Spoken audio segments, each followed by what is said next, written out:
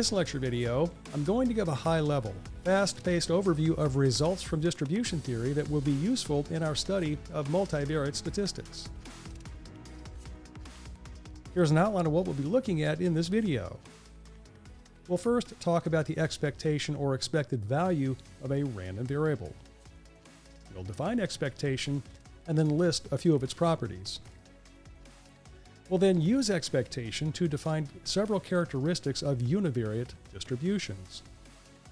We'll talk about the mean of a distribution, the variance and standard deviation of a distribution, the skewness coefficient of a distribution, and finally the coefficient of kurtosis of a distribution.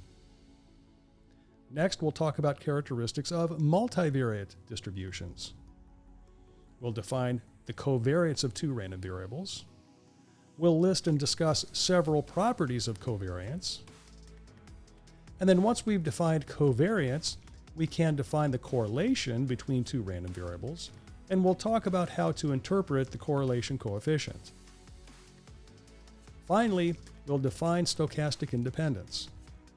We'll talk about how to show whether two random variables are stochastically independent. We'll talk about the implications of stochastic independence. And then finally, we'll talk about the relationship between stochastic independence and correlation. So let's jump in. We first need to talk about expectation. And so let's define the expected value or expectation of a random variable. Let x be a random variable with sample space script A sub x. Now you'll recall that the sample space of a random variable is the set of all possible values that the random variable can take on. If the sample space is a discrete set, that is, if it's either finite or countably infinite, then the random variable x is called a discrete random variable, and associated with x is a probability mass function, or PMF, which gives the probabilities associated with the random variable x. On the other hand, if the sample space is an interval or a union of intervals, then x is called a continuous random variable, and associated with x is what is called a probability density function, or PDF. Probabilities involving x in this case are obtained by integrating the PDF of x over an appropriate interval or union of intervals. Finally, let f denote the PMF of x if x is a discrete random variable, and the PDF of x if x is a continuous random variable. Now, the way that we define the expected value of a random variable depends on whether the random variable is discrete or continuous. If x is a discrete random variable, then the expected value of x, which is denoted as shown here, e with the random variable x in parentheses, is defined in the following way. The expected value of x is equal to the sum, where the sum is over all values of little x in the sample space of x, of the terms given by x times the PMF of x. On the other hand, if x is a continuous random variable, then the expected value of x is defined to be the integral over the entire real line of x times f of x dx. Now, in both of these cases, the expected value of x is a weighted average of all the possible values that x can take on, where the weights are the values of either the PMF in the discrete case or the PDF in the continuous case. Now, we can also talk about the expectation or expected value of a function of a random variable. In fact, that is how we get these characteristics of univariate distributions. And so, more generally, let g of x be some function of the random variable x. Since the function g is a function of the random variable, it is also a random variable, and so it makes sense to talk about the expectation or expected value of g of x. This expectation can be calculated in terms of the distribution of the random variable x. And so if x is a discrete random variable, the expected value of g of x is defined as a sum, the sum over all values of x in the sample space of x, of g of x times the PMF f of x. On the other hand, if x is a continuous random variable, then the expected value of g of x is defined to be the integral over the entire real line of g of x times f of x dx. Now, again, in either case, the expected value of g of x is a weighted average of all the possible values that g of x can take on, where the weights are the values of the PMF, if x happens to be discrete, or the PDF, if x is continuous. Next, let's look at a few useful properties of expectation. So let x be a random variable, and let a and b be constants. And the first property is as follows. The expected value of the constant b is just b. And so the interpretation here is that the expected value of any constant is just that same constant. So for example, the expected value of 3 is just 3. The second property is a linearity property. Now notice in the second property here that we're wanting to find the expected value of ax plus b. Now the expression ax plus b is a linear transformation of the random variable x. And what this property says is that the expected value of the linear transformation ax plus b is that same linear transformation applied to the expected value of x. So in other words, it's equal to a times the expected value of x plus b.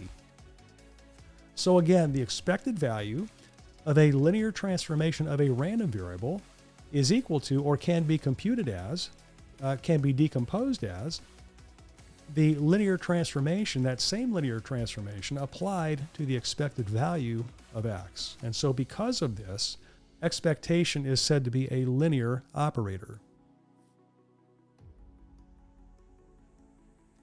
Next, let's look at some characteristics of univariate distributions.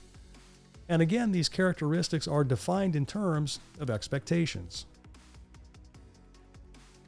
So we're going to be looking at the mean of a distribution, which is a measure of location. It gives us information about where that distribution is on the number line. The variance and standard deviation are both measures of dispersion, or how spread out the distribution is, and they're very closely related, as we'll see. The skewness coefficient quantifies the shape of a distribution, and the kurtosis is a measure of the heaviness of the tails of a distribution. So let's first look at the mean of a distribution. Let x be a random variable.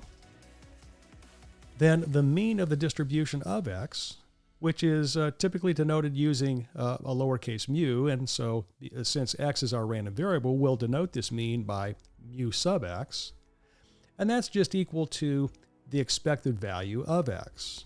In other words, the formula for calculating mu sub x, the mean of the distribution, is the same as the formula that would be used to calculate the expected value. And so we can talk about the mean of a distribution or the expected value of a random variable possessing that distribution, and we'll be talking about the same thing. Because of that, when it comes to notation, we can use either mu sub x or expected value of x. Now, the mean of a distribution can be thought of as the center of mass or the balance point of a distribution. If we think about it graphically, if we were to place a fulcrum underneath the graph of the PDF or PMF, then the graph would balance when the fulcrum is at the location of the mean. And so the mean of a distribution is the center of mass of that distribution. Now note that the mean is not necessarily the most likely value in a distribution or the middle value of a distribution. It can be, but it's not necessarily so. Next, let's talk about the variance of a distribution. Let x be a random variable. The variance of the distribution of x, often denoted by sigma squared sub x and also by var of x, is defined to be the second central moment of the distribution of x, so that the variance of x is equal to the expected value of the square of the difference between x and its expected value. In words, the variance can be described as the average squared deviation of a random variable about its mean. Now, the larger the variance, the more dispersed the distribution is, and the more variation there is exhibited by the random variable. And then finally, note that the units associated with the variance are the square of the units of the random variable. Now, the variance can also be calculated using the following shortcut formula. So the variance of x is equal to the expected value of x squared minus the square of the expected value of x. In words, this is the difference between what is called the second raw moment, that is the expected value of x squared, and the square of the first raw moment. So the expected value of x is the first raw moment of the distribution.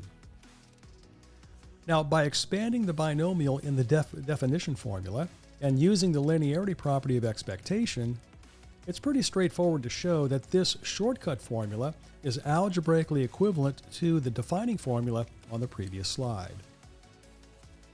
And in many cases, this shortcut formula is easier to use than the definition formula, and so therefore this is usually the formula that we use to calculate the variance.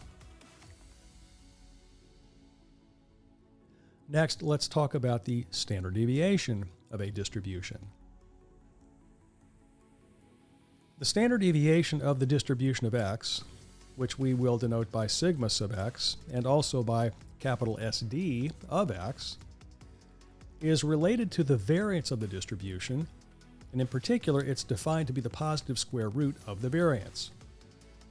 So the standard deviation of the distribution of x is equal to the square root of the variance of x, or the square root of sigma squared sub x.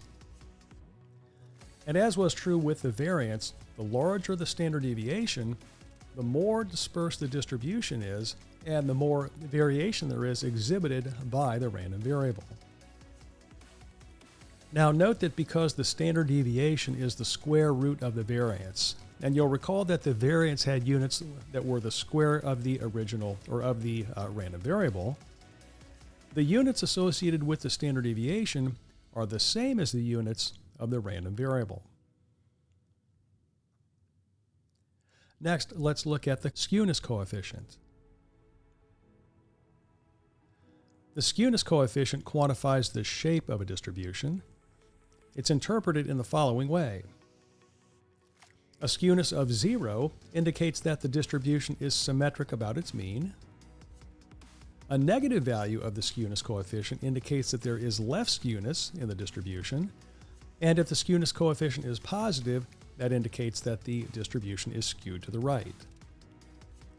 Now, the farther away the skewness coefficient is from 0, the greater the degree of skewness possessed by the distribution. Finally, let's look at the coefficient of kurtosis. Kurtosis is a measure of the heaviness of the tails of a distribution. Now, by itself, it's really not that useful. Where it does come in handy is in comparison with the kurtosis of the normal distribution. The larger the kurtosis, the heavier the tails of the distribution, and hence the more likely it is that extreme values will occur. Now, as we said, we typically use the kurtosis by comparing the kurtosis of a distribution with the kurtosis of a normal distribution. Every normal distribution has a kurtosis equal to 3. And so if a distribution has a kurtosis that is greater than 3, then that distribution has heavier tails than a normal distribution. And so for that distribution, there's increased probability of observing extreme values compared to observing observed values in the normal distribution. On the other hand, if the kurtosis is smaller than 3, then the distribution has lighter tails than the normal distribution, and there is less chance, it's less likely to observe extreme values for that distribution, again, relative to what would happen in a normal distribution. Now, let me also point out that the kurtosis coefficient is always positive. The skewness coefficient can be negative, it can be positive, or it can be 0, but the kurtosis of a distribution is always going to be a positive number. Next, let's talk about characteristics of multivariate distributions. We'll start by talking about covariance. Let x1 and x2 be random variables. The covariance of x1 and x2, denoted by cov with x1 comma x2 in parentheses, is defined to be the expected value of the product of the differences between each random variable and its mean.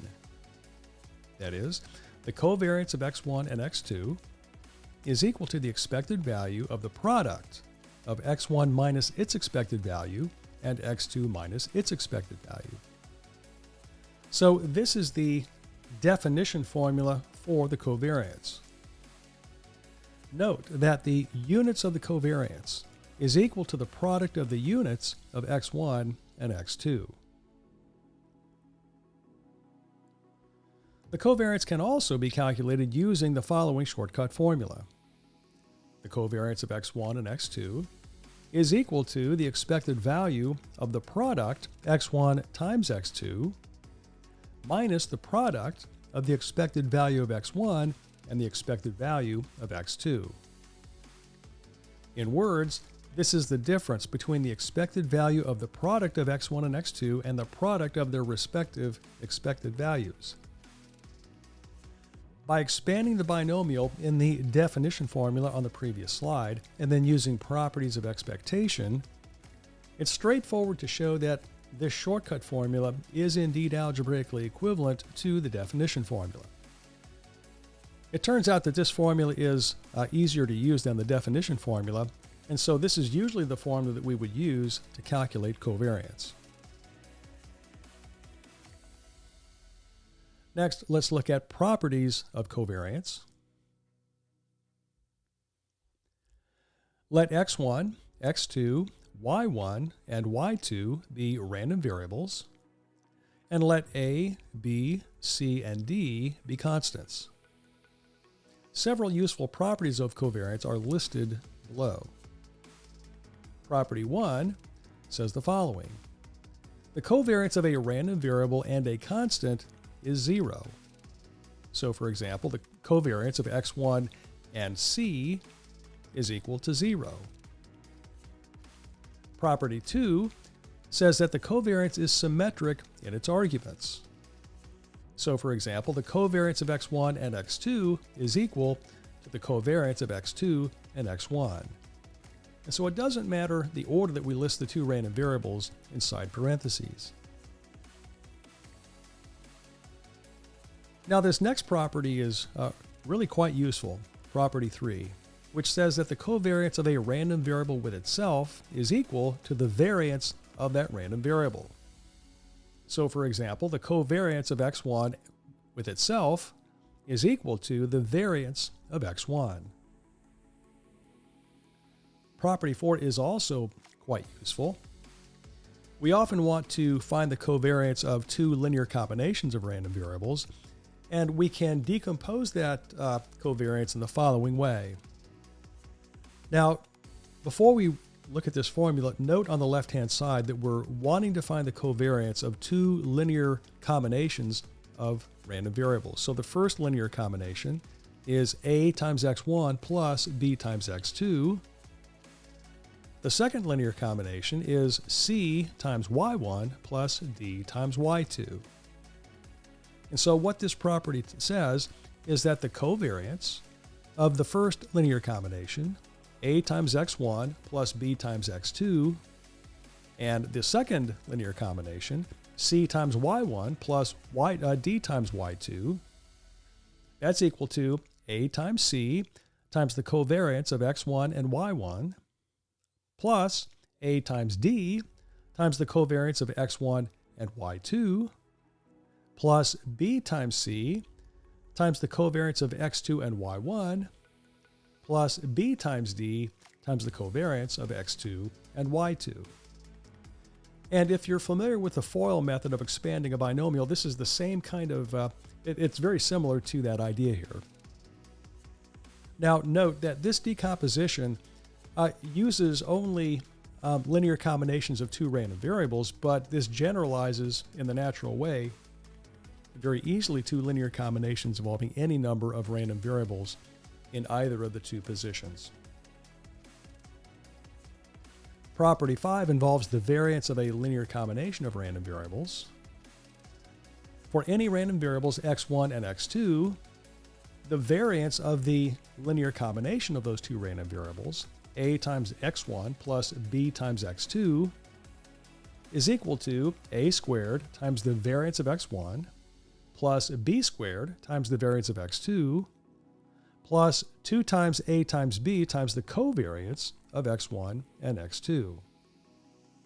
Now this decomposition also generalizes to linear combinations involving any number of random variables, but it's going to be a little more complicated because you're going to have the various pairwise covariances in there, so you've got to be careful, but it's fairly straightforward to do.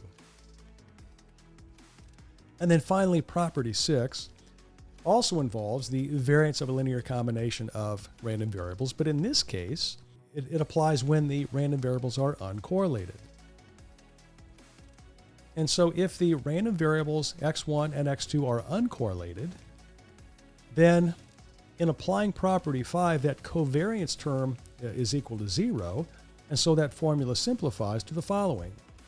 The variance of a times x1 plus b times x2 is equal to a squared times the variance of x1 plus b squared times the variance of x2.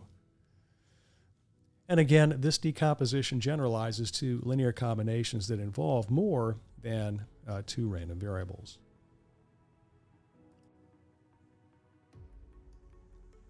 Now that we've defined covariance, we can define and talk about correlation. Let x1 and x2 be random variables.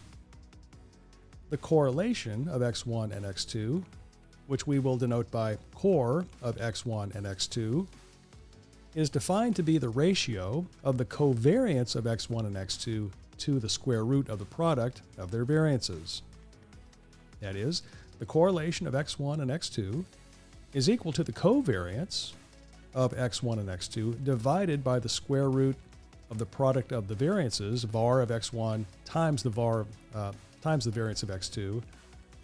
And because the standard deviation is the square root of the variance, we can also define this and write this as the covariance of x1 and x2 divided by the product of the standard deviation of x1 with the standard deviation of x2. Now note that the units in the numerator and the denominator are the same, and so they cancel out. And so because of this, the correlation is a unitless measure.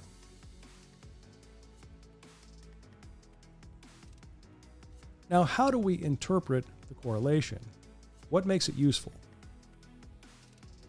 Well, let's talk about what the correlation coefficient is measuring. The correlation coefficient quantifies the type and strength of the linear relationship between two variables. So the correlation coefficient is a measure of association, but it's a very specific type of association that it's quantifying. In particular, it's quantifying the strength of the linear relationship between two variables. Now, the correlation coefficient is always between -1 and 1. And so as a quality control check, if you're ever calculating a correlation, if you get a value of a correlation that is either less than -1 or greater than +1, you need to check your work because that's not possible. It's a mathematical certainty that a correlation will always be between -1 and 1. A correlation of 0 indicates that no linear relationship exists between the two variables. Now, this does not mean that there is no relationship at all between the two variables. It just means that there's no linear relationship. A non-zero correlation indicates that a linear relationship does exist between the two variables. The questions would then be, what type of a linear relationship and how strong is that linear relationship? The sign of the correlation coefficient provides information about the type of linear relationship that exists between the two variables. A correlation coefficient that is greater than 0 indicates that a positive linear relationship exists between the two variables. And so if we had a data set, for example, containing two variables, and if those two variables were positively correlated, then if we were to construct a scatter plot of those data points, then the points would tend to fall along a line that has a positive slope. On the other hand, a correlation coefficient that is less than 0 indicates that a negative linear relationship exists between the two variables. The magnitude of the correlation coefficient provides information about the strength of the linear relationship between the two variables. So the closer the correlation is to either -1 or +1, the two extreme possible values for the correlation, the stronger the linear relationship. And in fact, it is possible to get a correlation of -1 or +1, and if we get such a correlation, that indicates that a perfectly deterministic, that is a non-random linear relationship exists between the two variables. So if we had a data set, for example, containing two variables, and the correlation coefficient for that data set was either -1 or +1, then if we were to plot those data points on a graph, all the points would fall perfectly on a line with either negative slope if the correlation was -1, or a positive slope if the correlation was +1. Finally, let's look at this idea of stochastic independence. Let x1 and x2 be random variables with joint probability function f and marginal probability functions f1 and f2 respectively. The random variables x1 and x2 are said to be stochastically independent if and only if the joint probability function f can be written as the product of the marginal probability functions f1 and f2. That is, the random variables x1 and x2 are stochastically independent if and only if the joint PDF f of x1, x2 is always equal to the product f1 of x1 times f2 of x2 for all x1 and x2. And so if this is always true, if this equality holds for all possible values of x1 and x2, then the two random variables x1 and x2 are stochastically independent. On the other hand, if there's at least one pair x1 and x2 for which that equality does not hold, then the two random variables are not stochastically independent. Now, to show that x1 and x2 are stochastically independent using the definition requires that one first either have or find the marginal probability functions of x1 and x2. That can be kind of a tedious, difficult process. Even if we have the joint PDF, it can be difficult to find the marginal PDFs. And so it's helpful that we have the following result, which is similar to and actually follows from the definition. But to use it, we don't have to have or find the marginal distributions first. And because of that, it's much, much, much easier to use. And so this is an important enough result that we're going to call it a theorem. And it says this: let x1 and x2 be random variables with a joint probability function f. Then x1 and x2 are stochastically independent if and only if the joint probability function f can be written as the product of a non-negative function of x1 alone and a non-negative function of x2 alone.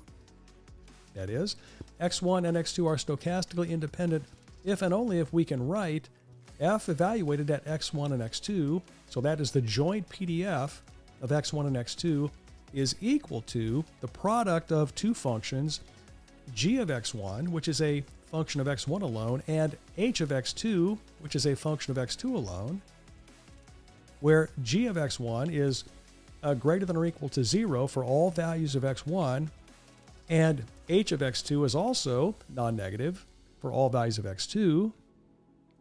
So if that equality is true for all values of x1 and x2, then we can conclude that x1 and x2 are indeed stochastically independent. Next, we're going to look at some very useful implications of stochastic independence.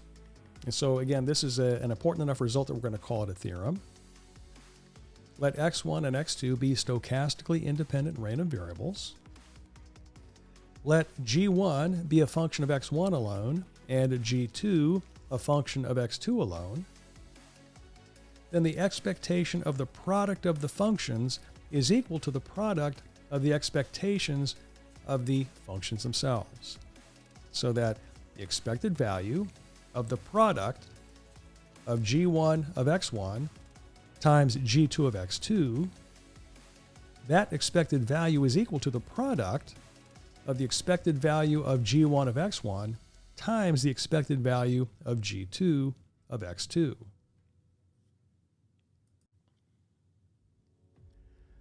Now this result is a special case of the previous theorem, and so we're going to call it a corollary. Let x1 and x2 be stochastically independent random variables. Then the expected value of the product, x1 times x2, is equal to the product of the expected value of x1 and the expected value of x2.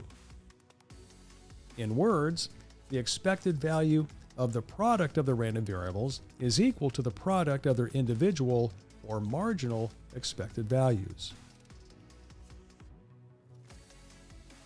Now let's look at the relationship between independence and correlation.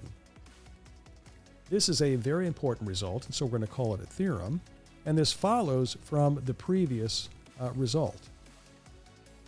Let x1 and x2 be stochastically independent random variables. Then the covariance of x1 and x2 is equal to 0, and this in turn implies that the correlation of x1 and x2 is equal to 0.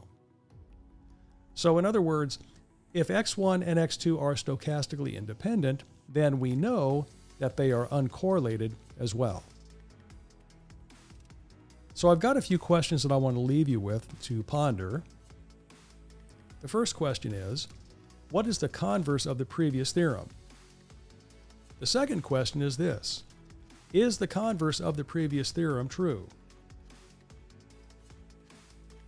And so the previous theorem basically says that if x1 and x2 are stochastically independent random variables, then they are necessarily uncorrelated. That is, they have a correlation of 0.